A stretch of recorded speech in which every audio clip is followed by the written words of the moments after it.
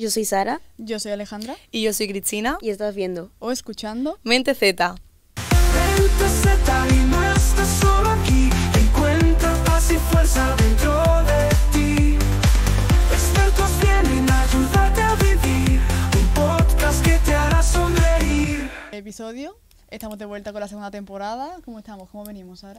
Venimos con mucha fuerza, ¿no? Y con muchas ganas de cambiar un poquito todo, ¿no? Cambiar las reglas del juego.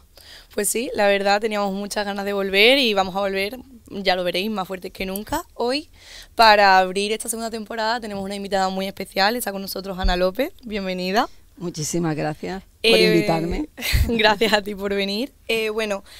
Para quien no lo sepa, Ana ha sido vicerrectora de Servicios Sociales, Campus Saludable, Igualdad y Cooperación de la Universidad de Sevilla de 2021 y en julio más o menos renunció a ese puesto para presentarse próximamente, ¿no? En octubre, siguiente mes de octubre, a la candidatura para ser rectora de la Universidad de Sevilla.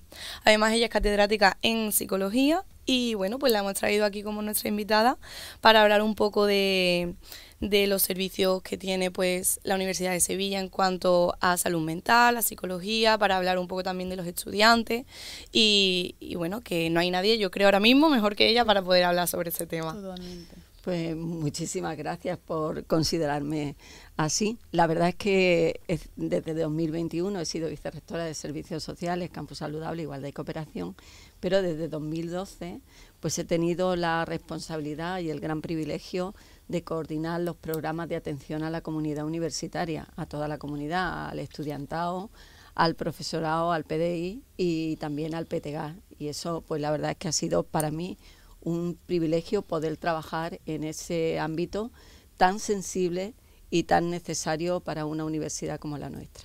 Totalmente. Pues sí.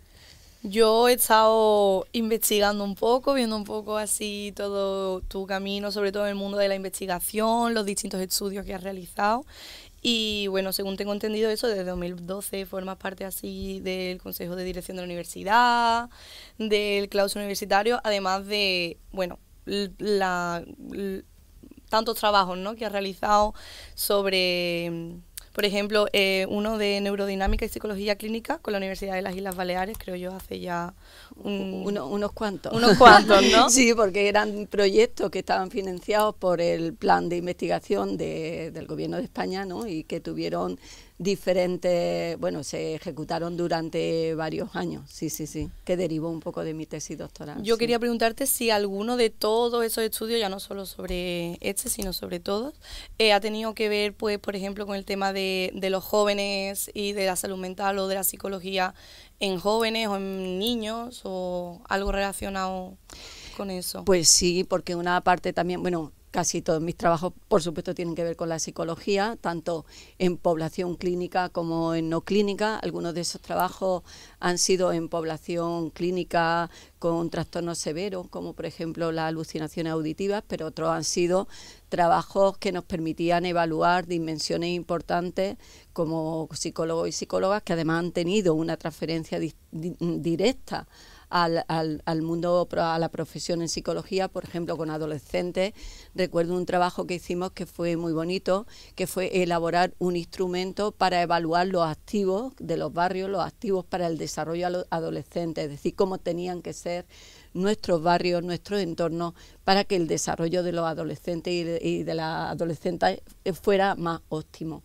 Hemos trabajado en muchos ámbitos, ya os digo, tanto desde la elaboración de instrumentos como en investigación más básica, que luego ha tenido su repercusión en la transferencia. Por ejemplo, con el grupo de las Islas Baleares que había hecho referencia, bueno, pues de las investigaciones que nosotros hicimos derivó un programa para eliminar o para reducir la fobia a viajar en avión. Es decir, la investigación básica que nosotros realizamos fue el soporte para que el grupo desarrollara una aplicación virtual o también una híbrida, ¿no? Había una parte presencial y otra virtual, con el objetivo de reducir la fobia a volar, a viajar en avión, tan importante para aquellas personas que viven en una isla y que tienen que bueno, pues utilizar mucho ese medio de transporte. Y la fobia, el miedo exacerbado, pues puede limitarlo mucho como persona, ¿no? Entonces fue una investigación muy bonita porque empezó por la parte más básica, ¿no? Pero tuvo toda su evolución a la transferencia y a la innovación en un ámbito como es la terapia en la fobia a volar, en el miedo a volar en avión. Qué interesante. Súper interesante, sí, sí. Sí, sí. He visto que, como has dicho, trabajas bastante con jóvenes, ¿no? Sí. He visto bastantes investigaciones tuyas. Yo también te he investigado, por si no sé nada. Bueno, está muy bien, ¿eh? Conocer porque... Sí, y me ha llamado uno la atención y creo que se relaciona directamente con lo que estamos viendo hoy. Quiero saber tu opinión porque he visto que trabajas el tema de las relaciones parentales con los adolescentes y tal, ¿no? Y quería saber eso de cara a la universidad. Me explico, las personas que ya entran en la universidad, ¿crees que es importante el tema de evaluar y tener la salud mental también en casa y también en la universidad? Porque aquellas personas que a lo mejor no han tenido esa base o esa base, ese sólido sobre lo que construirse, pues su salud mental, su autoestima, llegan a la universidad y se encuentran a lo mejor con algo para lo que no están preparados. Entonces, ¿has pensado cómo eso puede acabar ahí? Claro que sí. Bueno, vamos a ver, las personas nos desarrollamos en muy diferentes contextos y muchas veces nuestra historia de adversidad es grande y cuando llegamos a la universidad pues a lo mejor no tenemos las herramientas suficientes para afrontar pues un entorno nuevo. La salud mental es un derecho humano y todas las personas, independientemente de nuestra condición, de nuestra historia, tenemos que tener una atención adecuada. La Universidad de Sevilla, en relación al bienestar y a la salud mental, viene trabajando desde hace tiempo.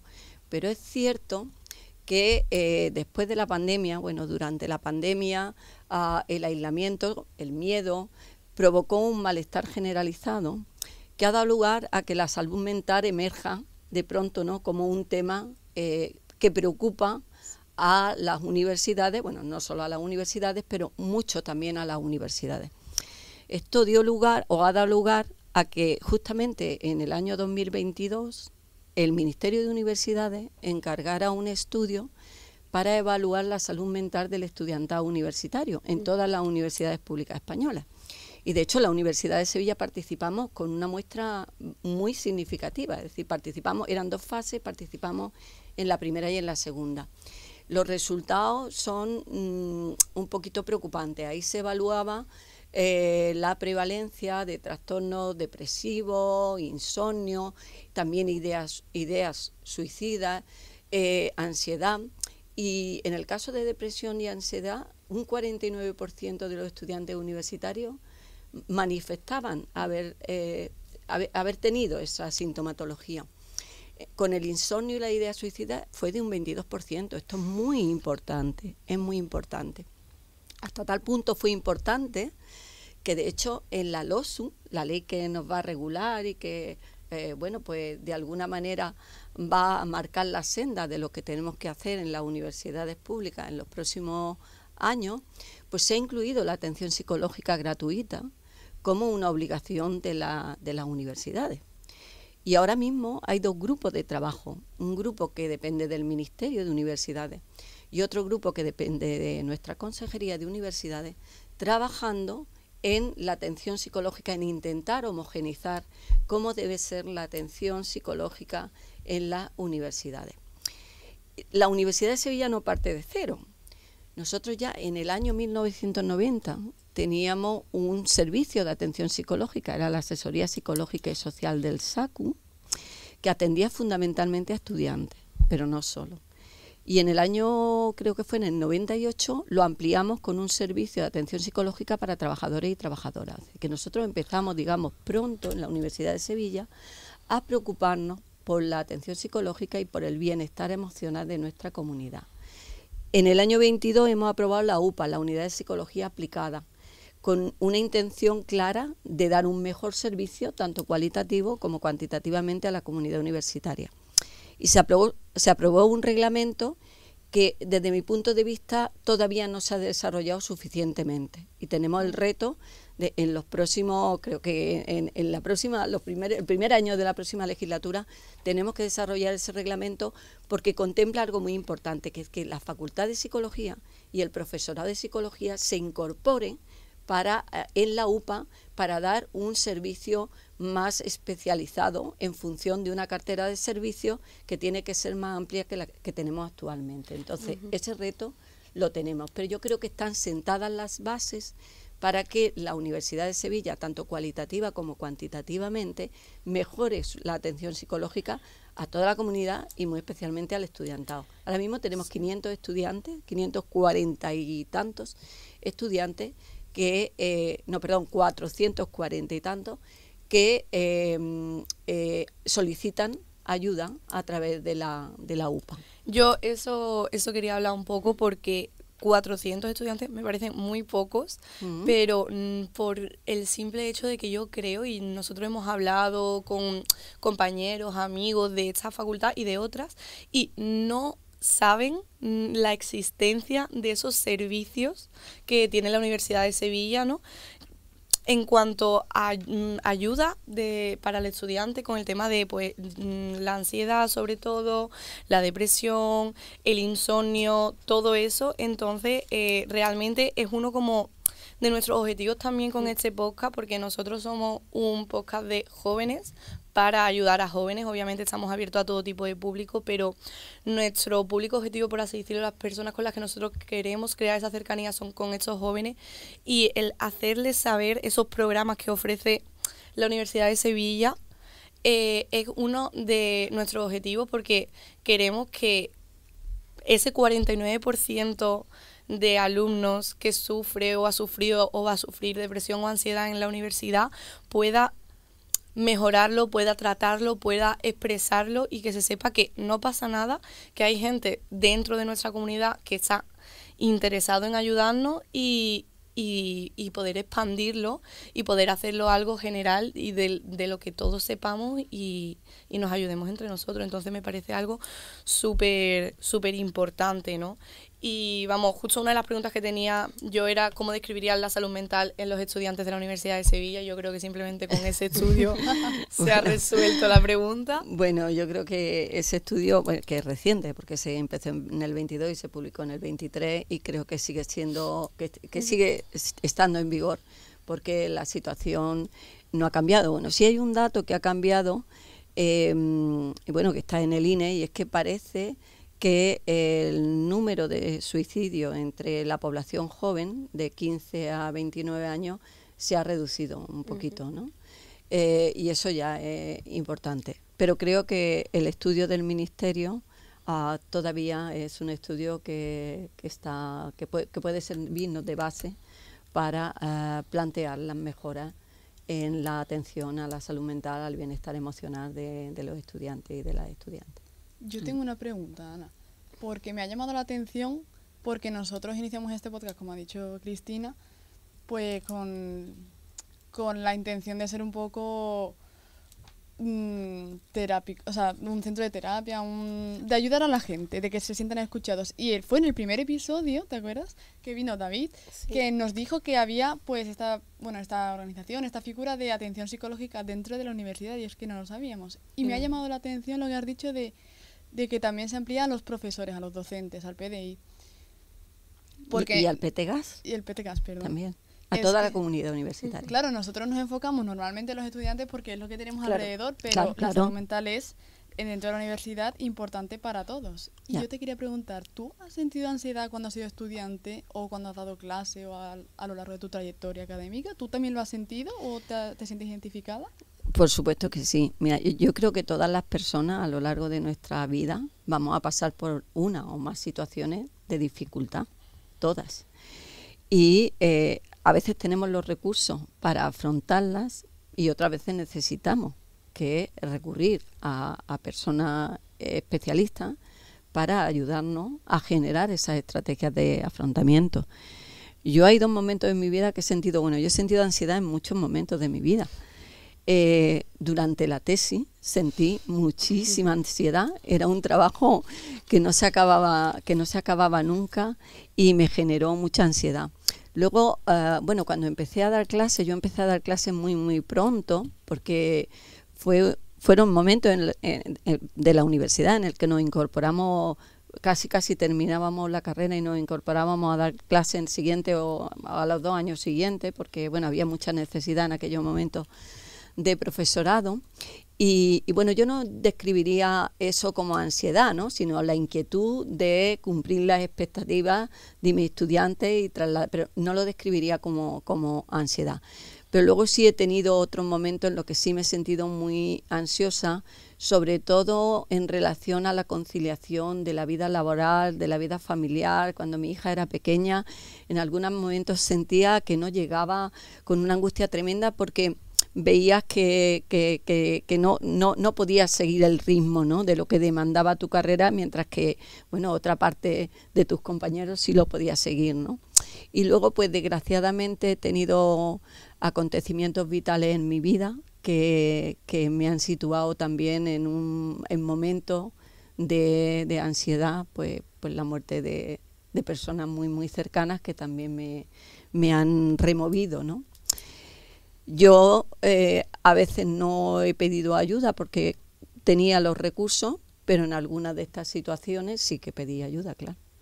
¿Echaste de menos una figura como la que estás intentando crear? Lo que se está intentando crear en general. Bueno, es que yo en este caso recurrí justamente a la universidad, ¿Ah, sí? a la Ah, compañera, porque ahora mismo tenemos 3 psicólogos, 2 psicólogos que están atendiendo fundamentalmente a los estudiantes, uno en el turno de mañana y otro de tarde. Justamente el turno de tarde fue una necesidad que vimos durante este tiempo, y que en el curso 15-16 pues se incorporó una persona de tarde, porque claro, no todo el estudiantado puede acudir a asistencia psicológica o a consulta, lo que sea, en el turno de mañana. Y teníamos otra compañera que atendía al profesorado y al PTGAS en el servicio de prevención, y bueno, yo recurrí directamente a la persona que teníamos en el servicio. Sí. Un poco con esto que comentas, ¿no?, de que tenéis varios compañeros tanto en el turno de tarde como en el de mañana, yo quería irme un poco más a lo que son las edades de los alumnos. Es decir, ¿se nota mucha diferencia de alumnos que van de primero, de segundo, a los que van en el año de cuarto? A ver, por los datos que tenemos, esto te digo, por datos estadísticos, los estudiantes se reparten por todos los grados. Es decir, hay estudiantes que solicitan a asistencia psicológica en todos los grados, todas las ramas del conocimiento, ¿vale? Yo conozco una chica. Y en todos los cursos. Y también hay muchos estudiantes de doctorado. Muchos estudiantes de doctorado que solicitan asistencia. Ahora lo que estamos haciendo es que en este objetivo de mejorar cualitativa y cuantitativamente la asistencia psicológica, y en el marco de la UPA, de la nueva estructura que se ha creado, pues además de la asistencia individual, ¿no?, de la asistencia que prestan los psicólogos, también hemos empezado a realizar talleres de prevención del estrés y la ansiedad por centros, talleres ya grupales, un poco también para que los estudiantes, bueno, primero justamente para controlar para que haya un control emocional adecuado de el estrés, pero segundo también para trasladar el conocimiento de la UPA, los recursos que tenemos, las vías que tienen los estudiantes para acceder. Y eso se empezó a hacer el curso pasado y el anterior, y se va a generalizar a todos los centros. Y es muy importante que además en este enfoque de asistencia pues tengamos una perspectiva comunitaria, una perspectiva individual, pero también una perspectiva colectiva y una perspectiva en red. Es decir, que generemos esa red de cuidado. Es decir, las universidades nos hemos centrado muchas veces en la ética de los derechos humanos, de la igualdad de oportunidades, y obviamente no podemos olvidarla, pero también tenemos que promover la ética del cuidado. Antes me comentabais, bueno, y si una persona ha tenido un conjunto de adversidades cuando llega a la universidad, pues esa persona tiene que encontrarse un entorno cuidador. La universidad tiene que ser ese entorno cuidador que permita desarrollar nuestros proyectos vitales, nuestros proyectos académicos y nuestros proyectos vitales. Y eso es uno de los objetivos importantes que tenemos, y aquí, bueno, ya tenemos experiencia en otras redes, tenemos la red de acompañamiento en prevención de violencia de género, tenemos la red de referentes, y tenemos que generar también esta red que nos permita detectar pronto y, pues, si hiciera falta, derivar. Muchas veces con la actitud de escucha, con la actitud de atención es suficiente, porque parte de nuestro bienestar se soporta en la red, pero tenemos que tener una red de calidad y una red cuidadora. Y eso es uno de los objetivos importantes que tenemos para los próximos años, mejorar cualitativamente y cuantitativamente la atención, el bienestar, a través de la UPA y también de los programas de promoción de la salud. Eso es, yo quería hablar sobre eso, sobre iniciativas nuevas, también como fomentar la participación de los estudiantes o, por ejemplo, que estudiantes que tienen ciertos problemas, que no se sienten bien consigo mismos, que tienen cualquier adversidad, cómo fomentar que ellos participen o que ellos hablen, que ellos quieran ayudarse, porque nosotros muchas veces, una de las cosas que más hablamos aquí es como ese cierto tabú, ese cierto miedo que tienen sobre todo las personas jóvenes de expresar sus problemas, de expresar sus inseguridades, de expresar que, mira, pues no estoy bien mentalmente, necesito ir al psicólogo, necesito ayuda y me da miedo decirlo, ¿sabes? Entonces nosotros también otro de los objetivos que tenemos es a la comunidad estudiantil y a la comunidad de los jóvenes hacer que hablen, que pidan ayuda, que participen y que sean conscientes de que no pasa nada, ¿sabes? Entonces, también eso, yo quería preguntarte un poco cómo se puede fomentar esta participación de los jóvenes o cómo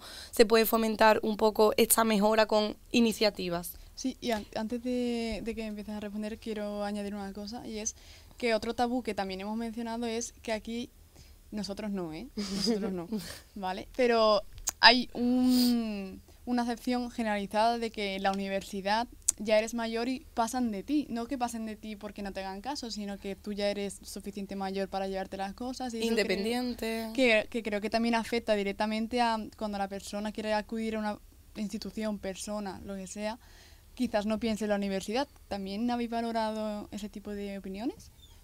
Claro que sí. Bueno, yo creo que buena parte de no recurrir o de no hablar es porque todavía hay estigma en nuestra sociedad en relación a la salud mental o en relación a la discapacidad o en relación a otras cuestiones. Entonces, bueno, pues las personas nos protegemos un poco de ese estigma y de ese rechazo y pues a lo mejor esa protección o ese, digamos, guardarnos para nosotros lo que nos pasa y para nosotras, pues pone en riesgo nuestra salud mental. Hay que tener en cuenta que la universidad no va a juzgar a nadie, no va a estigmatizar a nadie. La universidad debe ser ese entorno en lo que cualquier cuestión que nos cree sufrimiento, que nos cree malestar, que nos cree inquietud, la podamos comunicar. La podamos comunicar sin que repercuta como un efecto boomerang en estigma y repercuta en discriminación o repercuta en aislamiento. Eso es algo que hemos trabajado muchísimo en el vicerrectorado. Hemos trabajado a través de ¿qué? Pues a través de las campañas de sensibilización. La utilidad de los servicios que se ponen en marcha en la comunidad universitaria tienen que ser utilizados. Es la mejor manera de que sean rentables. Servicios que no se utilizan al final tienen un coste infinito porque si no lo utilizamos, pues realmente no están dando el servicio para el que se han diseñado. Pero para que esos servicios se conozcan y para que esos servicios se utilicen, tenemos que actuar y tenemos que intervenir de muchas maneras. Y una de las maneras que tenemos que intervenir y que tenemos que incorporar la participación de los estudiantes, ustedes habéis dicho, este programa es un programa que tiene un estilo comunicativo y tal. Muchas veces nosotros echamos de menos cómo llegar, pues porque tenemos códigos diferentes. Entonces, nosotros a lo largo de estos años hemos intentado que la participación del estudiantado fuera cada vez mayor. ¿Cómo? Pues a través de campañas de sensibilización en todos los ámbitos, en la atención psicológica, en la promoción de la salud, y cuando hablamos de la promoción de la salud, estamos hablando de la salud en sentido amplio, de la salud alimentaria, de la salud afectivo-sexual, de la salud social, en fin, de todos los ámbitos de la salud. ¿Y cómo lo hemos intentado hacer? Pues lo hemos intentado hacer que todas esas campañas, que todos esos proyectos se construyeran con la voz y la visión y la mirada de los estudiantes. Perfecto. Sí, sigue sin problema. Vale, ¿puede ser? Sí, claro. Es Vale. la voz de nuestra cabeza que a veces nos habla, no te Vale. preocupes. Entonces, por ejemplo, algunas de las medidas que hemos utilizado es que nosotros, por ejemplo, esta facultad ha sido fundamental, porque pues cada vez que teníamos una campaña de sensibilización en cualquier ámbito, se ha incorporado como actividad a las prácticas de asignatura, por ejemplo, de creatividad publicitaria. Entonces, las campañas que se han hecho en la universidad han sido campañas que se han hecho y han participado estudiantado universitario, de aquí, de Bellas Artes, de Psicología, con lo cual, fijaros, nos sirve para la sensibilización, para la sensibilización en el aula y para que el estudiante traslade su manera de ver, sus códigos, al resto de los estudiantes. Eso han sido, pues procedimientos que nosotros hemos ido utilizando a lo largo de estos años para implicar al estudiantado. Pero no son los únicos. Nosotros tenemos una participación, digamos, la universidad se gestiona en régimen de autogobierno, eso significa que las decisiones las tenemos que tomar entre todos, ¿no? Todos los colectivos participamos en todos los órganos, tanto el estudiantado, el profesorado, el PDI, como el PTGAS, pero tenemos que trascender un poquito de la participación formal a la participación real.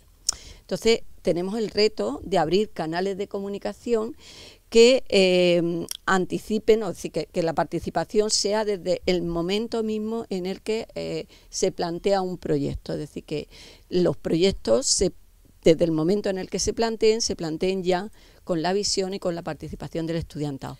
Pero para eso tenemos que reconocerlo, es decir, los estudiantes, como todas las personas, nos movemos por contingencia, es decir, por las consecuencias de nuestras conductas. Entonces nosotros tenemos que intentar pues reconocer eso en mayor medida. Nosotros estamos reconociendo con 6 créditos, bueno, pues todas las actividades, con 6 créditos en el expediente del estudiante, ¿no? Actividades no vinculadas a los títulos que esté realizando. Pero tenemos que ampliar ese porcentaje, tenemos que ampliar para recoger y reconocer pues la participación en actividades de gestión, en actividades culturales. En estas actividades tenemos que promover el reconocimiento de proyectos inter y multidisciplinares que surjan desde los estudiantes. Entonces, eso es una de las cuestiones fundamentales. Tenemos que revisar el plan de participación estudiantil, pero claro, sería una contradicción que lo revisáramos desde el equipo cuando estamos diciendo que el plan de participación estudiantil necesita de la voz y la mirada de los estudiantes. Totalmente. Entonces, tenemos que descender y abrir un poquito más las vías de comunicación para que eso sea una realidad. Yo creo que eso es uno de los principales problemas que tiene la universidad a la hora de, como tú dices, transmitir todas las iniciativas, todas las campañas, todo a los estudiantes, y es lo que tú has nombrado de que no tenemos los mismos códigos. Al final, pues, todo el PTGAS, el PDI, todo la comunidad universitaria tiene una edad más avanzada que los estudiantes y cada uno, pues, aparte de que cada uno es un mundo, en un colectivo así joven, buscamos otras cosas y, por ejemplo, el tema de la iniciativa de los 6 créditos de actividades fuera de, por así decirlo, tu ámbito. Sí. estudiantil. Me refiero a eso y me refiero también a otras cosas. No siempre las soluciones para cambiar determinadas cuestiones, como puede ser la participación, nunca son unidimensionales. Es decir, el problema siempre suele ser complejo y requiere abordajes diferentes. Estamos hablando del reconocimiento, pero también podemos hablar de una certificación de un currículum social que ponga en valor el propio título. Es decir, que nosotros registremos toda la actividad que hace un estudiante o una estudiante a lo largo de su paso por la universidad, que pueden ser de proyectos que tengan una dimensión formación más académica, pero también puede ser voluntariado, local, internacional o europeo, pero también pueden ser otras cuestiones, ¿no? Entonces, habrá una parte que se pueda reconocer y otra parte que tendremos que certificar para poner en valor esas actividades, porque bueno, es importante que toda la actividad que realiza el estudiante, la estudiante en la universidad tenga un reconocimiento. Es decir, esto es fundamental para promover la participación. También para promover la participación tenemos que generar más espacios de convivencia y de vida en los centros y en los campus, porque es muy difícil que se generen proyectos si no tenemos espacios donde poder reunirnos, espacios más habitables, y eso también es un objetivo importante que tenemos que tener de cara a la próxima legislatura, que tenemos que incrementar el sentido de pertenencia, que la universidad tiene que ser un espacio de vida para los estudiantes y para las estudiantes, pero para que sea un espacio de vida tenemos que tener espacios que nos acojan y que permitan ese contacto y esa convivencia, incluso trascendiendo a las facultades, porque muchas veces la riqueza, digamos, se genera cuando se ponen o cuando se contrastan visiones diferentes en un mismo problema, ¿no? Entonces, pues proyectos interdisciplinares de los estudiantes que se trasciendan determinados ámbitos o ramas y que se extiendan a toda la comunidad universitaria estudiantil es importante, y es muy importante el reconocimiento. Nosotros nos movemos por contingencia y eso lo tenemos que tener en cuenta. Que esa prioridad esté, por así decirlo, en el vicerrectorado que ha estado estos años y de cara a un futuro que siga estando en la Universidad de Sevilla, es muy importante por lo que tú has dicho, porque al final ese sentimiento de pertenencia de los estudiantes, de los jóvenes, de la comunidad universitaria, sobre todo de aquí de la Universidad de Sevilla, es muy importante para ese desarrollo y esa mejora, ya no solo estudiantil, sino al final general, porque yo también creo que esa mejora estudiantil que puede provocar todos los proyectos y todas las participaciones y todo lo que pretende la Universidad de Sevilla puede hacer, aparte de una mejora individual de los alumnos, una mejora común de esa comunidad universitaria, ya relacionada, aparte de solo con el alumnado, también con la parte de los profesores y del resto de la comunidad. Entonces, creo que es muy, muy importante, porque con un ámbito así, las clases, los estudios, las prácticas, todo se puede hacer muchísimo más ameno, y a lo mejor pues toda esa presión que sienten los estudiantes, todo ese miedo, por ejemplo, también tú has nombrado ya no solo los universitarios de grados, sino los de doctorado, que es algo...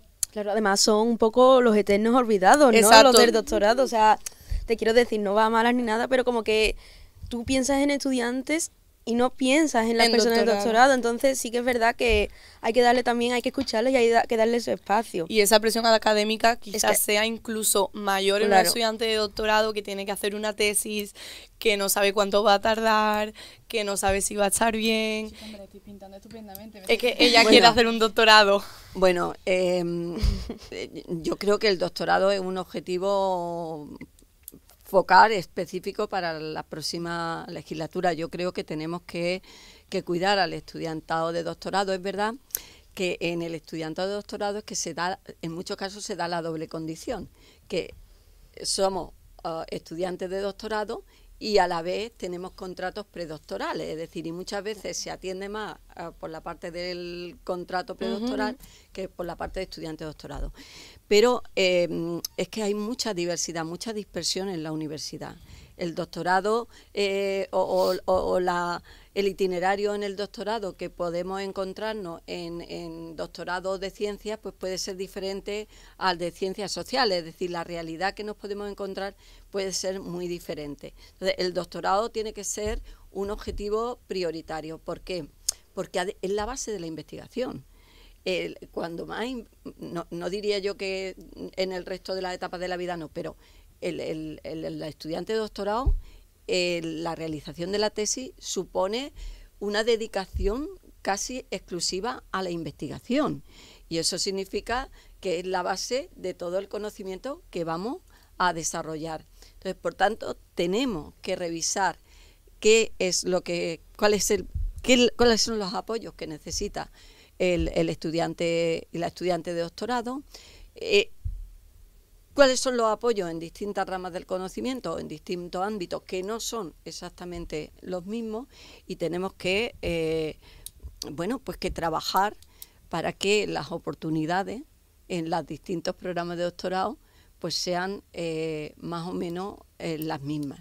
Y tenemos que cuidar al alumno de doctorado, porque, como digo, para mí es la base de la investigación en esta universidad y en todas las universidades. ¿Crees que esa diversidad de estudio, ya no solo de doctorado, sino de grado, es decir, yo qué sé, nosotros, por ejemplo, que estudiamos periodismo, o una persona que estudia medicina es uno de los factores que más complica esa comunidad estudiantil, por así decirlo, ese bienestar que se quiere conseguir en esa comunidad? Porque al final, por ejemplo, nosotros, yo hablo por lo menos desde mi experiencia personal, yo llevo la carrera muy bien. Sí que es verdad que obviamente tú entras en primero, muchos miedos, cosas nuevas, no tienen nada que ver con lo que has estudiado en el instituto, pero a lo largo de la carrera vas aprendiendo una serie de cosas que por lo menos para mí personalmente no es que haya tenido una dificultad extrema hasta el punto de, por ejemplo, yo necesitar esa ayuda psicológica que ofrece la universidad, gracias a que no la he necesitado. Pero yo tengo compañeras, por ejemplo, una amiga que estudia medicina y que una compañera suya ha recurrido a las ayudas psicológicas que ofrece la Universidad de Sevilla por esa presión social, por todo lo que tiene que ejercer en esa carrera. Entonces, al final, esa diversidad de estudios, de ramas y tal, yo creo que sí que es verdad que puede ser uno de los mayores problemas, ¿vale? Yo creo que uno de los mayores problemas, ¿no?, que a lo mejor puede presentar. Bueno, a ver, nosotros somos una universidad generalista, es decir, tenemos estudios en todas las ramas del conocimiento. Somos una universidad diversa en cuanto a los perfiles de personas que estudian aquí, diversa en cuanto a los recursos que cada uno de nosotros y nosotras tiene, pero para mí la diversidad, lejos de ser un problema, debe ser una oportunidad. Nosotros lo que tenemos es que tener recursos para atender la diversidad desde la diversidad, es decir, intentar darle a cada persona aquello que necesita.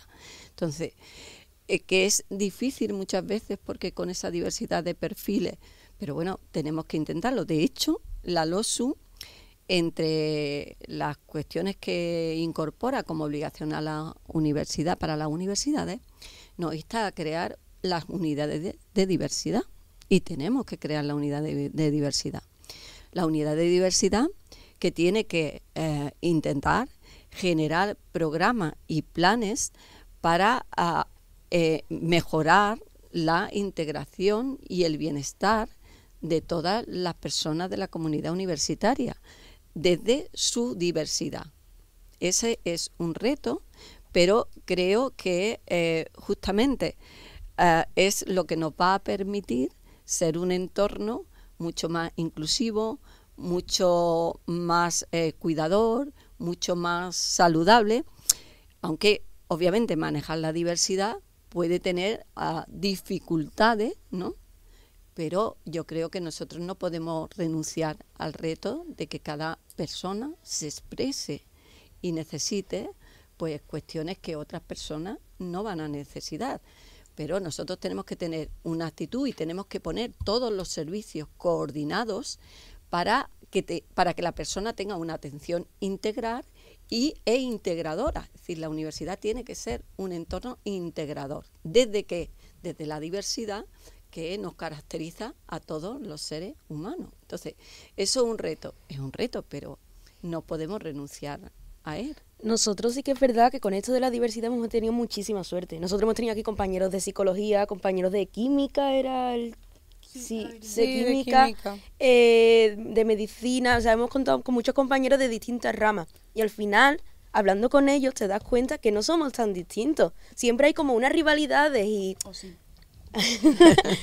Como lo de siempre, no, es que tú eres de letras, yo soy de ciencias, tal, pero luego te pones a hablar con ellos y al final somos estudiantes que lo hemos pasado bien o lo hemos pasado mal en la carrera por H o por B, y es como está muy bien escuchar también su punto de vista, porque tú te piensas que tu mundo son las 4 paredes de la universidad y sales de él y hay un montón de gente como tú. Entonces sí que es verdad que esto de la diversidad a mí me parece súper enriquecedor, vamos. Nosotros hemos hecho programas chulísimos Sí, la verdad. con los compañeros y tenemos alguno por ahí también de psicología y tal. Ya estoy haciendo spoiler, pero bueno. Pero No pasa tendremos nada. de sociología Y también. sociología. queremos. Y me parece que es algo que al final, o sea, nosotros aprendemos muchísimo y son compañeros de nuestra edad, que no es decir, son personas mayores que siempre nos fijamos como un ejemplo de personas más mayores, tal, para ver lo que está bien o lo que está mal. Y dices tú, ostras, es un compañero, tiene mi misma edad o incluso más pequeño que nosotros, de primero, de segundo, tal, y sus vivencias al final son las mismas que las nuestras y dices, no estaba yo tan alejada de la realidad ni se me estaba yendo tanto la cabeza con la carrera, es como estoy aprendiendo muchísimo y también nos ayuda muchísimo a la hora de plantear los programas, Sí, sí, porque sí, sí. nosotros tenemos una visión aquí dentro y al final tú dices, vale, hacemos un programa tal, divertido, pero escuchas a otras personas y dices, wow. Y el tener la visión también de personas que están dentro del complejo universitario, de los profesores y de ese equipo que lo lleva, por así decirlo, todo a cabo dentro de nuestras facultades, también nos da otro punto de vista. Por lo menos yo hoy estoy viendo otro punto de vista totalmente distinto, porque es como una universidad que de verdad se intenta preocupar por los estudiantes, que quiere que estén bien, que quiere crear ese bienestar y esa comunidad entre todos, por muy distintos que seamos, y es un gran alivio a largo plazo, ¿no? Sobre todo con luego estos primeros años posteriores a la nueva candidatura. Es algo enriquecedor y es algo también que tranquiliza mucho, yo creo, y que puede tranquilizar mucho a los estudiantes el ver una universidad y ver un equipo realmente preocupado y que realmente quiera lo mejor para ellos, ¿no? Porque yo creo que también que uno de los problemas de los estudiantes, como no es que lo que ha comentado antes mi compañera, no es que a la universidad le damos igual, no es que ellos van a su bola, y es como, mira, pues no, ¿sabes? Están más pendientes de nosotros de lo que pensamos, y es algo que yo saco de aquí de hoy, del programa de hoy, muy positivo, la verdad. Y lo que veo que tiene muy poca visibilidad esta serie de ideas y de cosas que se van a cambiar, o sea, no de cara a todos los Claro, estudiantes. claro, no teníamos, yo por lo menos, Yo ni porque idea habíamos estado tampoco. investigando y más o menos pues nos habíamos Sí. enterado de algo, pero en general yo creo que los Bueno, estudiantes... yo creo que ahora tenemos una oportunidad fundamental, ¿no? Que es que vamos a iniciar unas elecciones, que las distintas candidaturas van a poner encima de la mesa sus programas, ¿no? Que en parte los programas obedecen al diagnóstico que hemos hecho de los retos que tenemos presentes y futuros, y vamos a plantear soluciones. Entonces, el estudiantado, bueno, el estudiantado es fundamental para la universidad. Sin estudiantes no hay universidad, hay otra cosa, pero no universidad. Entonces, yo creo que ahora es un buen momento, no es el único, pero si queremos una universidad transformadora, también para los estudiantes, es necesario que participemos, porque la participación en sí misma es transformadora, y participemos debatiendo sobre las ideas que estén en los programas, preguntando, dialogando, aportando. Yo creo que es el momento. No es el único, pero bueno, vamos a iniciar un proceso que por segunda vez, pero hace ya muchos años que se votó, que votamos directamente al rector o rectora en el año 2004, han pasado ya bastantes años, y creo que es una oportunidad importante. La transformación empieza, para mí, por la participación. Pues Ana, muchas gracias por venir, y para cerrar un poco, creo que hablo en nombre de todas, que nos gustaría saber, y de todos los estudiantes, fíjate, me atrevo a decirlo, de si tienes algún mensaje para nosotros, para ellos, algo que quieras decirnos de cara desde tu futura candidatura o tu rol como profesora actualmente, desde tu persona como Ana López. ¿Nos das algún consejo? Bueno, un consejo que por lo que hemos estado hablando a lo largo es que cualquier persona que tenga una inquietud, por favor que se acerque al centro o a los servicios centrales, porque inclusive, aunque no tengamos una solución inmediata para la situación que plantea, seguro que va a encontrar una respuesta, que va a encontrar apoyo y que si no existe esa solución inmediata, se va a buscar. Esto en el sentido de que muchas estudiantes no conocen los servicios. Yo diría que de alguna manera que recurramos, que pidamos ayuda, que preguntemos, que contemos con nuestro compañero y compañera que nos puede acompañar a los servicios tanto del centro como los servicios centrales y vamos a encontrar una ayuda.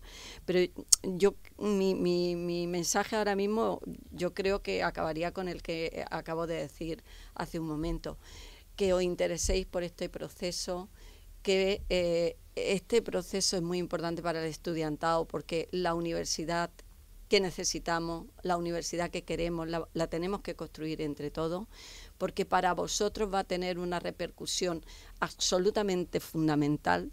Tenéis que liderar la sociedad, tenéis que liderarla desde una ciudadanía responsable, comprometida.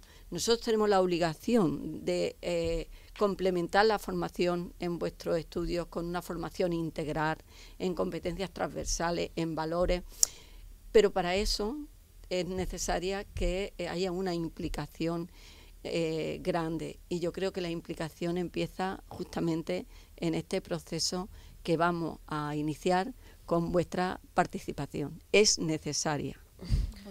Pues estoy totalmente de acuerdo y la verdad es que después del programa de hoy Nos vas a tener participando en todo. Nos vas a tener participando en todo. Pues bueno, para mí es estupendo porque es verdad que en el vicerrectorado durante estos años siempre hemos intentado que en todos los programas participara el estudiantado. Es muy importante, la Siempre verdad. lo hemos intentado y lo hemos conseguido en muchos proyectos, en casi todos. A ver si poco a poco Sí. podemos Yo hacer. creo que cada vez más gente va a ir participando, o sea, porque al final somos nosotros mismos los que queremos cambiar las cosas. Total. O sea, yo creo que hay un movimiento muy fuerte de eso, de los jóvenes queriendo cambiar las cosas. Entonces, yo le veo muchísimo futuro a todo esto que nos comenta. Pues sí. Sí, claro que sí. Y- Nosotros pondremos nuestro Granito. Pues esto no se construye sin vosotros. Total. Muchas Vosotras. gracias. por darnos la Pues, oportunidad. y muchas gracias por venir. Nada, a vosotras por invitarme, que ha sido un placer y lo he disfrutado mucho. Igualmente. Nada, es tu La verdad casa, que puedes sí. venir cuando te apetezca. Totalmente. Muchísimas Nos gracias. veremos. Muchísimas Nada. gracias. Bueno, pues nada, hasta aquí el episodio de hoy, ¿no? Este primer programa de la segunda temporada. Esperamos que os haya gustado muchísimo. Esperamos que valoréis todas las palabras que nos han Hemos compartido que hemos hoy. compartido en el día de hoy, porque creemos que son muy necesarias y muy interesantes además, ¿no? También informarse un poco sobre todos los recursos de la universidad y poco más que bueno, decir, Y ¿no? como ha dicho Ana, si tenéis un problema, acercaros a vuestro centro, me ha parecido una frase súper importante. Acercaros, que vais a recibir ayuda y Y hablad siempre, hablar por favor, siempre, expresaros. siempre. Y nada, Pues Nos vemos la cerramos, semana ¿no? que viene, ¿no? nos vemos la semana que viene. Cerramos el chiringuito. ¡Chao!